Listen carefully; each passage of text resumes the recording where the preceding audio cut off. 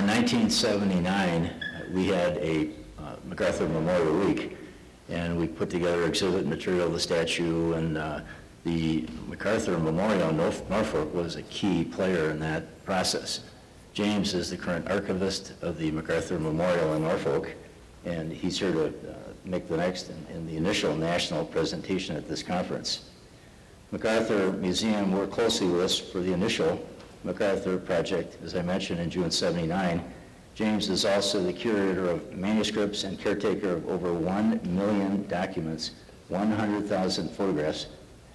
General did like to be photographed, as you know. 500 films in a 25,000 volume library at the MacArthur Memorial. The most recent addition to that is the Gene MacArthur, I think it's the Research Center, and we will have a breakfast honoring Gene MacArthur on Saturday morning, where we will all be there, of course, and we've got over 100 people coming out to honor the memory of Gene MacArthur. It's co-sponsored by the Marquette University Women's Council. So James is here. We met last night. We talked. He more recently, within the last few days, met with the mayor of Norfolk and asked the mayor, and the mayor sent us a beautiful letter identifying the fact that Norfolk would like to establish a special relationship with MacArthur. And that letter was sent by the mayor of Norfolk to Mayor Barrett here in Milwaukee. So we've got an historian here, a person that has devoted his life to MacArthur, as we talked about last night, and a person of vision to see the opportunity between Norfolk and Milwaukee. So James, thank you and welcome to Milwaukee and MacArthur Memorial Week. Thanks very much. Thank you.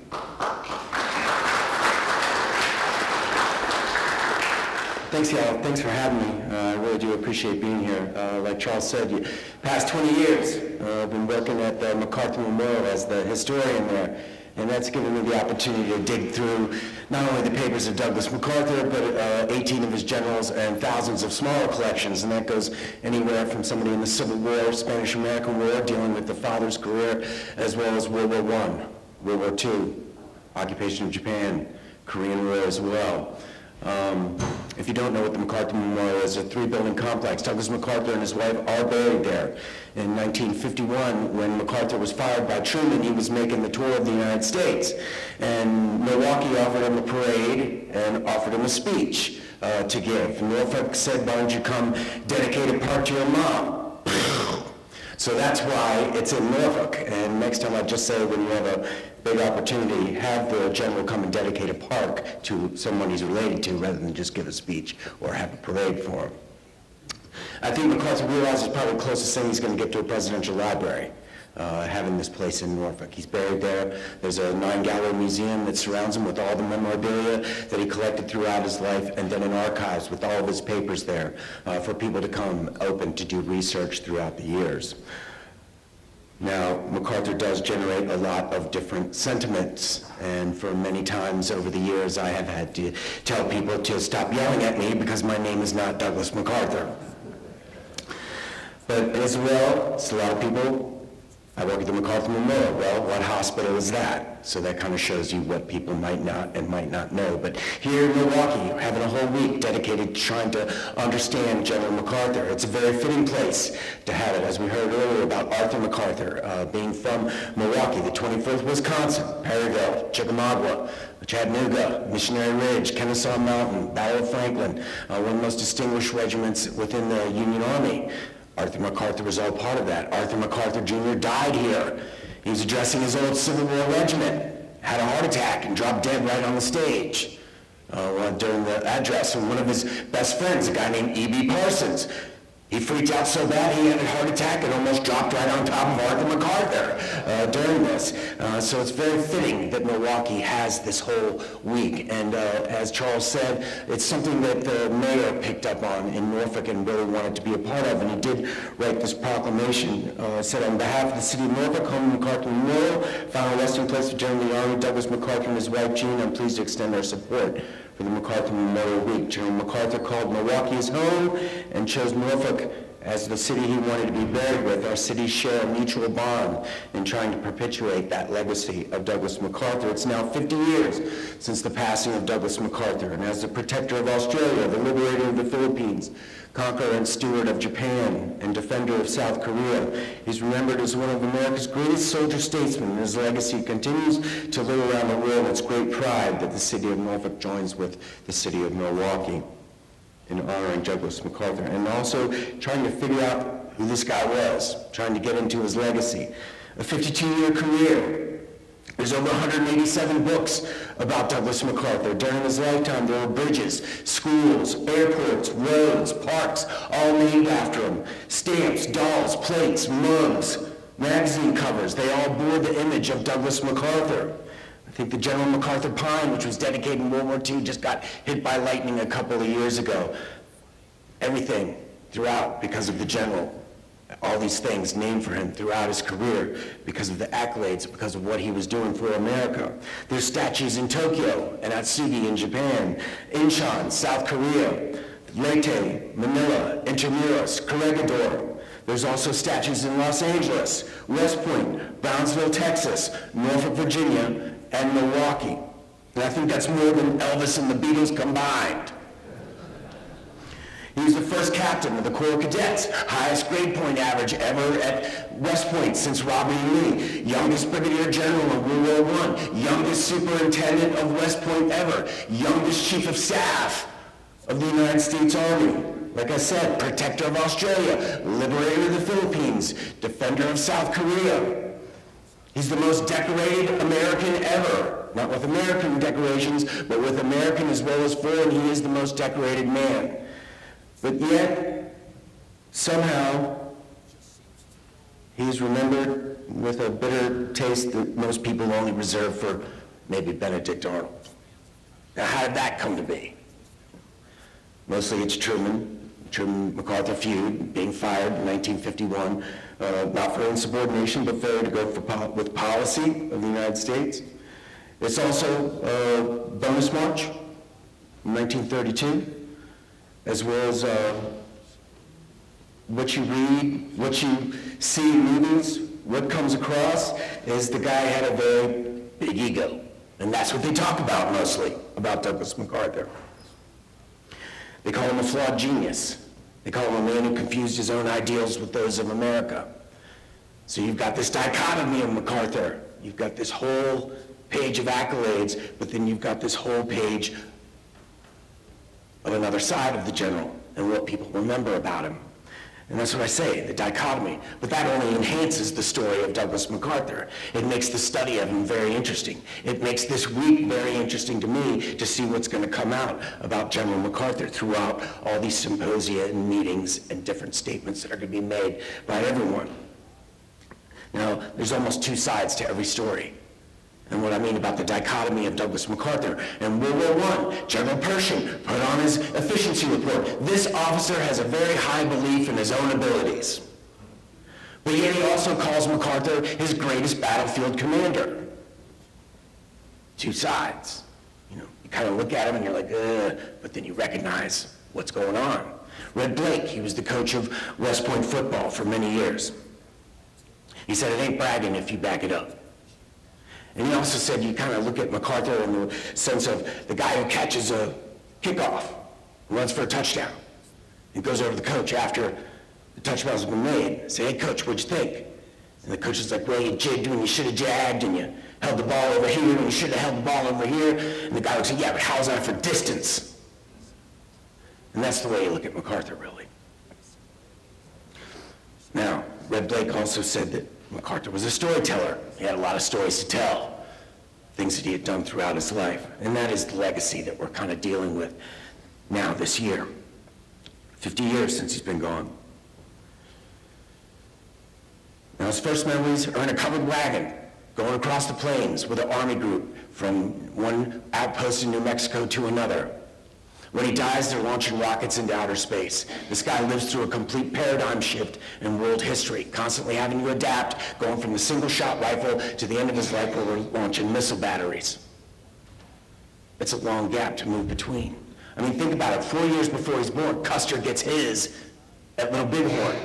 When he's 6 years old, Geronimo is an active, he's being pursued by Lawton and the others down in Mexico as well as New Mexico. When the guy's a kid, he grows up on the frontier. This is what he's raised under. Father and mother, growing up at his father's knee. I saw your dad do this. Everybody that comes through, man, I saw your dad at Missionary Ridge. Something that's filling the guy's head the whole time. And then his mom, Mary Pinckney Hardy, who was from Norfolk. Whole reason why the MacArthur Memorial's in Norfolk. Always in his ear. You gotta be like your father. You gotta be like George Washington. You gotta be like Zeus, basically. Always trying to make him more than he is, really. Goes to West Point, highest grades ever. In his high school class, he was the valedictorian. He was the captain of the football team. There's a legacy right there, for your kids. Well, you should try and be more like Douglas MacArthur, But his father's death, as we heard earlier, that's where he launches his career. Once his father dies, all these people's careers that he had fostered, Leonard Wood, Peyton March, Summerall, John J. Pershing, they'll all be looking after Douglas MacArthur. So when his father dies in 1912, Leonard Wood is the chief of staff, and that's what brings MacArthur to Washington. He was an engineer. West Point was an engineering school. He had had a career very normal, not anything out of the ordinary, but it's that father's death that brings him to Washington in the halls of power where everybody can recognize this guy for the brilliance that he has, Leonard Wood especially. 1914, the Huerta Revolution down in Mexico. Navy lands in Veracruz. They don't know if the Army's going to have to go down there and go to war with Mexico. Maybe have to go to Mexico City. So Leonard Wood, recognizing MacArthur as his golden boy, sends him down to Veracruz to be the eyes and ears of the Army. Now MacArthur's 34 years old. His dad won the Medal of Honor at 18. Man, I got to do something. MacArthur goes on this, cooks up this mission, even though Veracruz is under quarantine. He's going to go 40 miles behind the lines of Mexico to find these locomotives in case the Army has to go to Mexico City. And on the way back, gets in a running gunfight with Mexican bandits and kills 7 people up close. And when he comes back, nobody else was on that mission, but everybody believes it. They all knew Douglas MacArthur. Constant Cordillera, he's the Provost Marshal of Veracruz, Medal of Honor. Goes to Leonard Wood, the Chief of Staff, and Wood's like, yeah, give him the Medal of Honor. But then they asked the commander down in Veracruz, Frederick Funston. He has no idea what happened, never heard of it, because the armistice was signed with Mexico on the night MacArthur goes on his mission. And they figured out that, yeah, MacArthur did actually do all these things that he said he had done, and they all believed it, but they're not going to give him the Medal of Honor, because then they're going to have every officer going crazy trying to get the Medal of Honor at every opportunity they can get. And it also goes against rank and protocol and everything else. And in true MacArthur fashion, he writes the Chief of Staff with a letter that basically says, how can you be so foolish as to not give me the Medal of Honor? The dichotomy of MacArthur. World War I, like I said, youngest brigadier general, Rainbow Division. They call him the bravest of the brave. They engrave a cigarette case that they give it to him, bravest of the brave. Big difference between the way the World War I guys look at him and where the World War II guys look at him. World War I guys, Chief of Staff of the division. He's in the trenches every day. 7 Silver Stars, 2 Purple Hearts, 2 Croix de Guerres, 2 Distinguished Service Crosses, Distinguished Service Medal. He wanted that Medal of Honor alive or dead. And he'd show up for every trench raid, big yellow A on his sweater, big purple scarf, crunch cap. Guy's a target. One of the most decorated Americans. West Point comes back. Youngest superintendent ever. Peyton March needs him to go in there. They're still teaching the Civil War at West Point. It's like the monastery on the Hudson. He needs to revamp everything. Goes in, makes all the reforms, totally ticks off the old guard, especially John J. Pershing, who liked to go back to West Point as a captain just to haze cadets. MacArthur got rid of all that. Let all the students go out because he felt like, kind of like today, a military caste and a citizen caste was being created, and he needed them to be able to mix. That's why MacArthur's considered the father of the modern West Point, so to speak. Chief of Staff, period. Youngest Chief of Staff ever. This is really his legacy to the country. It's a depression. There's no money. There's no money to go into mechanization. There's no money to go into air power. MacArthur has to keep that officer corps whole. Every dollar that he has goes to keep that officer corps whole. Roosevelt comes in, new president after Hoover. Goes to MacArthur, says we're going to have to slash the budget. You're going to lose half the officer corps. MacArthur's in the Oval Office with him.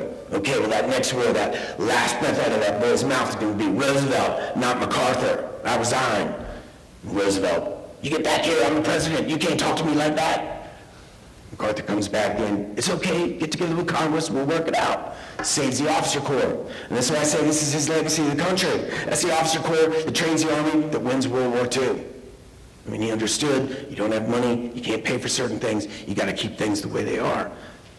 But this is also the biggest stain on his career, because this is the bonus march. All those World War I veterans march on Washington. They all want that 1945 bonus.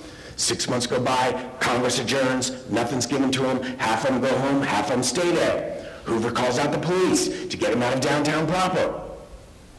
Big riot, 2 of them are killed by the police. Calls out the Army. Eisenhower is MacArthur's chief of staff right now. He said, don't go down there. You got no business going down there. Let the Army go down and take care of it. And MacArthur's like, wrong. I don't go down there. The whole country's going to blame the Army. Go get my best uniform, one with all the medals. And you look at the movies, MacArthur's strutting around like a peacock as they're kicking all the veterans out of downtown. That night, Hoover sends the orders. Don't cross the Anacostia Bridge and go into the camps of the bonus marchers. Not going to pretend to listen to anyone bringing orders. That's what Eisenhower said. Never saw him. Goes in, there it is, done. Camps are gone next day. Who burns them? We don't really know, but the bonus march is over. Now, it's a very noble thing to do. Go down there, take all the blame. But then that night, there's the press. Eisenhower's like, don't talk to him, stay away from him. Get out of my way. MacArthur goes out. They were all communists. I just stopped a revolution. He just called every World War I veteran in the country a communist. The dichotomy of MacArthur. Career's in the dumper. 35 comes along. He leaves the United States to go to the Philippines. Philippines are a commonwealth. They're going to get their independence in 46. First president's Manuel Quezon. He's worried about what the Japanese are doing out through the Pacific. He wants MacArthur to come out there to build a defense force. MacArthur goes, takes everything he owns with him, doesn't ever plan on coming back to the United States, even takes his 84-year-old mother, who dies as soon as she gets to Manila. And he packs her in dry ice just so he can bury her at Arlington 2 years later. Yeah, that's crazy. There, to build this defense force. There's no money. There's no money in the States. There's no money in the Philippines. MacArthur's really a man alone. He retires from the Army in 37. I mean, chief of staff, pinnacle of your career. Hadn't even gotten to World War II yet. And it's only the Japanese that really resurrect his career with the militarization of Indochina. Roosevelt slaps the iron embargo, freezes the assets, oil embargo, and recalls MacArthur back to the colors. And there in the Philippines, he'll suffer the most insufferable defeat that probably the United States has ever had. Nothing can get there. Pearl Harbor destroyed everything. Air Force has lost the first day. Clark Field. There's another thing that people always rag on MacArthur for. Has to leave. President orders him out to go to Australia. Comes to Australia, greatest thing that's ever happened. Brits are getting hammered by the Germans. Once MacArthur's there, Australia knows America has his back. And that's what, today, all good relations in the Pacific really start with MacArthur. Australia, Philippines, South Korea, Japan. It all comes from that point. Not so much that they believed in America, but they believed in Douglas MacArthur would bring America to their back and have it throughout. Now, World War II in Australia. He gets there after being ordered out. Didn't want to leave the Philippines, but they looked at all that message traffic, said, oh, look at all this stuff that's going to Australia. Let's go down there and get it, we'll come back. They get down there, there's nothing there. MacArthur goes into a state of complete depression, and that's where the gap begins between MacArthur and Washington that'll last all the way through the Korean War. Now, many people don't think MacArthur's going to be able to go anywhere. It's a Europe-first strategy. Central Pacific is second on the line for supplies. MacArthur's on the last. He's on the shoestring. And nobody thinks he's going to be able to go anywhere because they're not giving him anything, basically. But MacArthur puts together this team of these generals. Now, MacArthur's style is a bulldozer. You're going to sit in a chair, and for 2 hours, MacArthur, MacArthur, MacArthur. But if you can sit there and say, no, MacArthur, okay, tell me why. He gets these commanders, General Kruger, General Kinney, Admiral Kincaid, Dan Barbie, amphibious genius of World War II. These guys keep MacArthur straight, because MacArthur's always like, wow, let's go everywhere. He's like, nope, we're gonna do it this way. Let's keep it this way. Big difference if he had had those guys in Korea as opposed to just in World War II. Puts together a string of victories. Now, everybody's always trying to shut MacArthur down throughout World War II. British Joint Chiefs, American Joint Chiefs just want to go with the Central Pacific Drive, but MacArthur's able to put together all these victories, and every time they're almost about to shut him down, well, I just took this place. Okay, keep going. Basically comes down to that. Code breaking, you know. Place called SIO, Australian minesweepers, going through, they find every code book the Japanese have. So MacArthur's able to read their mail from early February of 1944 on through the rest of the war. That's how he's able to put together that string of amphibious moves across New Guinea and supposedly lose less men in 2 years in New Guinea than they lose during the Battle of the Bulge. I mean, D-Day's coming up, June 6th, 70th anniversary. You look at all the pictures, everything from D-Day. It's a slaughter. You look at all those amphibious invasions of MacArthur across New Guinea, all the pictures look like this. They're all administrative landings pretty much, because MacArthur reading that Japanese mail is able to always land where they aren't. Takes them all the way back to the Philippines. Now, it always been a divided command in the Pacific during World War II, because the Navy never wants to give any control of ships to MacArthur, especially Admiral King, Fleet Admiral, running the Navy in Washington. Most vociferous anti-MacArthur person there probably is. Now, MacArthur's always got this paranoia, so to speak, of everything going on in Washington.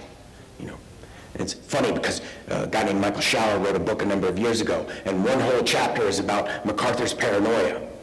The next whole chapter is about how everybody in Washington hates him. Maybe he had a reason to be paranoid. You know. But in December '43, Marshall comes out, General Marshall, Chief of Staff, the only visit he makes to MacArthur during the war, and says to him, Admiral King is totally against you. He's always trying to shut you down, and pretty much goes right into all those fears that MacArthur had been having the whole time. No unified command, because King will never give him control. Come Pearl Harbor, July 1944. Pearl Harbor Conference. They want to unify the command. They want to unify the drive. Navy wants to go to Formosa. MacArthur, of course, wants to go to the Philippines. I shall return. He gets a message, be in Pearl Harbor. Doesn't really tell him why, just says be in Pearl Harbor. Shows up, there's Roosevelt, there's Nimitz, there's Leahy, there's all the Navy to convince MacArthur of why they're going to Formosa, Taiwan. Now, Eisenhower said of MacArthur, and Eisenhower really couldn't stand MacArthur. You know, but he says of him, if you had a room full of the smartest people and MacArthur walked in, everybody knows he's the smartest guy in the room. Now you get to Pearl Harbor, and Roosevelt and those guys make the dumbest mistake they could have made. They got into a closed room with Douglas MacArthur. Gets up with no notes for a half hour, tells them why they're going to have to go back to the Philippines. No decision is made, really. But yet after the conference, there's Douglas MacArthur. Mr. President, I'd like to have a word with you. And all about Roosevelt's aides were like, no, don't talk to him. Stay away from him. MacArthur gets him in a closed room. Whole country's forgiven you for abandoning the Philippines. You bypass the Philippines, it'll be 10 million votes at the next election. And Roosevelt, it's the kind of language he understood. Like I said, no decisions made, but Roosevelt's going to give his backing to MacArthur's plan. He's got that ability to work with people, get inside people's minds. And it's the intellect of MacArthur. I shall return, greatest moment of his career, comes back to the Philippines, liberates the country. World War II's ended. You know, after Iwo Jima, B-29 raids, unrestricted submarine warfare, takes the Japanese out. Everybody thinks that Nimitz will be the supreme commander of the Allied powers. MacArthur doesn't even know about the atomic bombs until a couple of weeks before they're dropped. Has no idea of the Potsdam Declaration until they send it to him and say, this is what we're sending today. Everybody thinks it'll be Nimitz. But yet the night before Truman picks, MacArthur's engineer officer, a guy named Leif Sverdrup, is in the White House. He's from Missouri. He knows Truman. He convinces Truman he won't ever have any problems with Douglas MacArthur. Go ahead and pick him. It's a decision Truman probably regretted many times over the next 6 years. Given the opportunity. I mean, that's the thing. Bataille Corregidor, worst defeat in American history, but yet he's given an opportunity to redeem himself by going through World War II. Now he's going to take over Japan, go from a soldier to a statesman. He's a pragmatist. I mean, unlike Iraq and Afghanistan, not one American penny was going into rebuild Japan. They were on their own. I mean, everything just goes for the Americans. But yet they estimate that first year that over 10 million will probably die from disease as well as starvation. MacArthur goes on a public health campaign, violates his orders, opens the food stocks, violates his orders. That's why the Japanese go along with the occupation. I mean, he's got the emperor backing him, but they realized MacArthur wasn't there to grind him into dust. Now he's a pragmatist. He's probably the poster child for right-wing conservatism. But yet most of the people that he works with are New Deal liberals from the Roosevelt administration. He knows that the way it's going to work is somewhere in the middle, pragmatism. Now, a lot of people say that he only wanted to make it work because he wanted to run for president in 1948. You know, maybe so, but so what? It still works. And the funny thing is we look back on it now, it's probably one of the greatest things that America has ever done with the occupation of Japan. But the whole time it's going on, this is the worst thing we've ever done. Looking back, kind of comes crystallized after the years go by. I mean, it's basically, the Constitution is, I mean, everything that MacArthur does within Japan all comes from Allied directives. They're telling him what to do. The Constitution is really the thing that's his. Because he knows the Russians will get a veto power come early 46, so he rushes this thing through after the Japanese come out with a first draft that looks pretty much like the old Constitution. And it's still intact. But it's being looked at today as maybe changing. And that has a lot to do with the next phase of MacArthur's career, the Korean War. 70 years old, 1950. You know, everybody graduated from West Point was either long dead or long out of the Army. MacArthur's still in the service. North Korea invades South Korea. Truman's getting tired of being pushed around by the communists. Calls on Douglas MacArthur. And the thing is from 46 to 49, nobody ever paid any attention to MacArthur. Whereas the Joint Chiefs go out to Europe many times because of the occupation in Germany, nobody will come to Japan because they don't want to deal with him. But yet 49, Stalin gets the bomb. Mao takes China. Now MacArthur's the man on the scene again. And everybody's watching Formosa, you know, because they're worried about the Red Chinese going into Formosa, Taiwan. Kind of like today. 1950, North Koreans move into South Korea. MacArthur's called back again.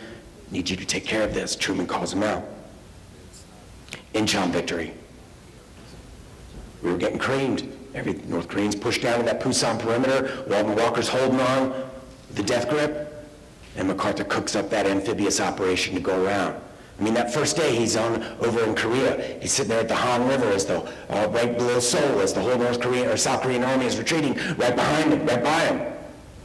What I do in World War II, amphibious invasion.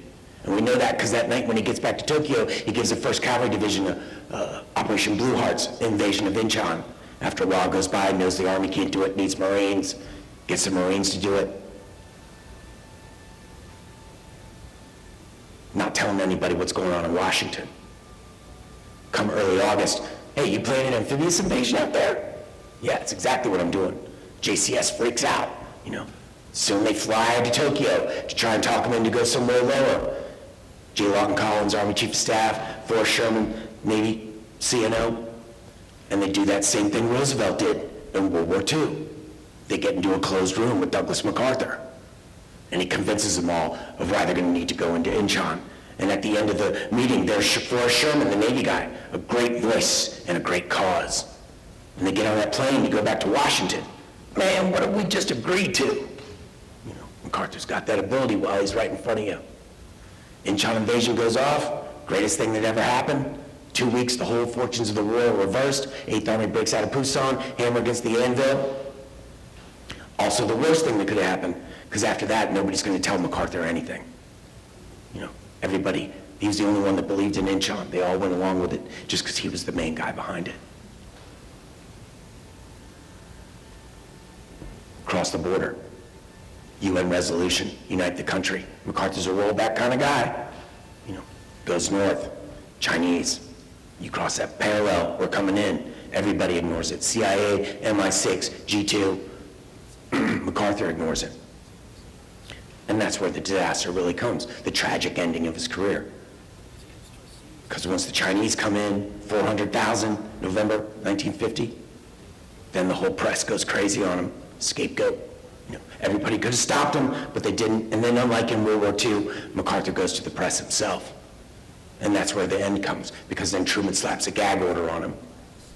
Says, you can't say anything without saying it to me first. And then it becomes this hit against each other in the press as Matthew Ridgway comes in and gets back to the border, 38th parallel.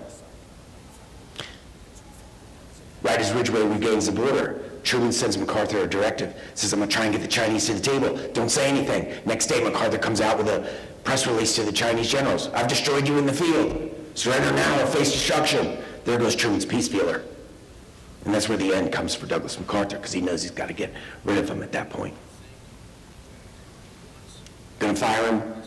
Under Secretary of the Army Pace is going to be able to tell him. Chicago Tribune finds out about it the night before, and they're going to release it at 1 o'clock in the morning. Truman releases it first. MacArthur's eating lunch the next day.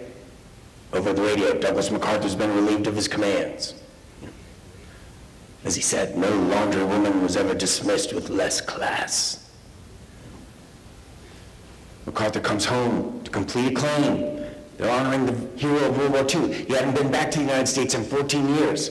His son had never seen America. Born in 38, is the first time he ever comes back. Whole country goes crazy. Every city's like, come on, we'll give you a parade. We'll let you make a speech. But yet they had those Senate hearings in May of 1951, right after he gets back. And that's where everybody realizes that nobody was really on the same page as MacArthur. And that's where the fall happens. You know, all those accolades we talked about before all seem to be washed away, because now every time you hear about MacArthur, it's just the man who defied the president, basically. So the legacy. I mean, one of the greatest legacies he has is after he gets out of the Army and goes to retire at the Waldorf Astoria. And there's the thing right there. What does it cost at the Waldorf Astoria to stay? Like $2,000, $3,000 a night? I mean, they gave General MacArthur and his wife $450 a month to live at the Waldorf. They didn't expect Gene to live to be 101. You know?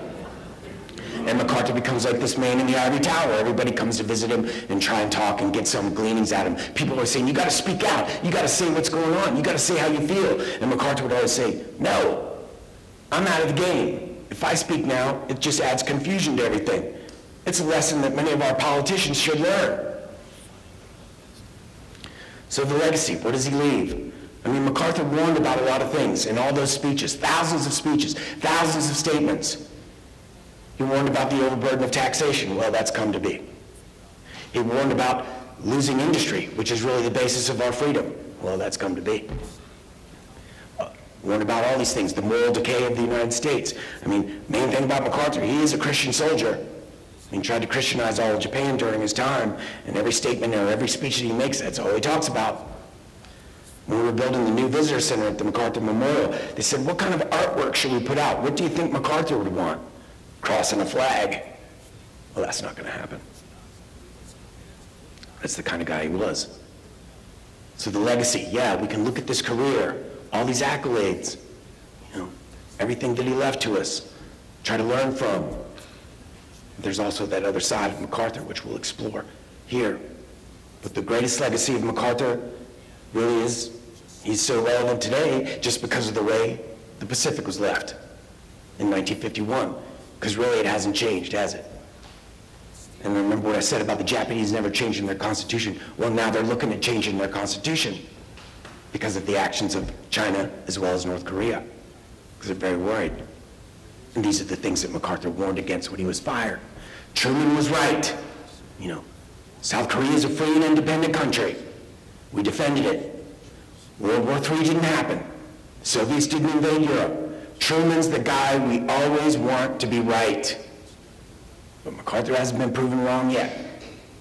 And he said, if you don't take care of this, I mean, think about it. MacArthur goes to West Point, mass and concentration, the pretty much hypothesis of U.S. grant, unconditional surrender. He saw what happened at the end of World War I. There was no resolution to it. Just led to bloodier warfare in World War II. And that's what he was worried about with Korea, as well as China.